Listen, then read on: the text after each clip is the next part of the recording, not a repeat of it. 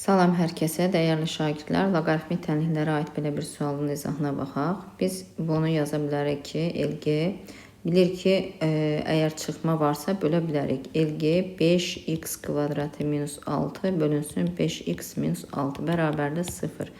Və bura ifadə olduğu kimi qalır. 5x kvadratı minus 6 bölü 5x minus 6 bərabərdir. Bu LG onluq loqaritmadır. Yəni bunun əsası 10'dur. 10 üstü 0. 10 üstü 0 da 1'dir. Yəni istənilən ədədin üstü 0 1'ə bərabərdir.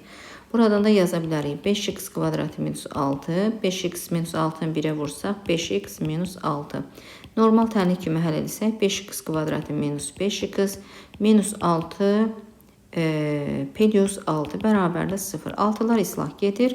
Qalır bu iki ifadə. Yəni buradan da 5x'i mötərizə xaricinə çıxarsaq x minus 1 qalacaq. Bərabərdə 0. Ayrı-ayrıqda həll edək. 5x bərabərdə 0, x1 bərabərdə 0.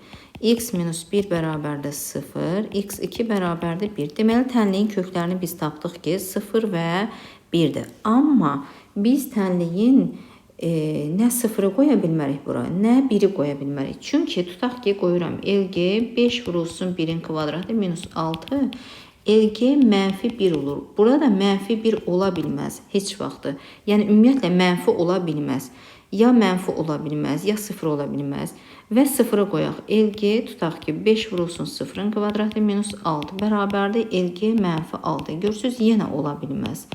Ona görə bizə belə deyilir ki, yəni bu tənliyin həlli yoxdur, boş çoxluq.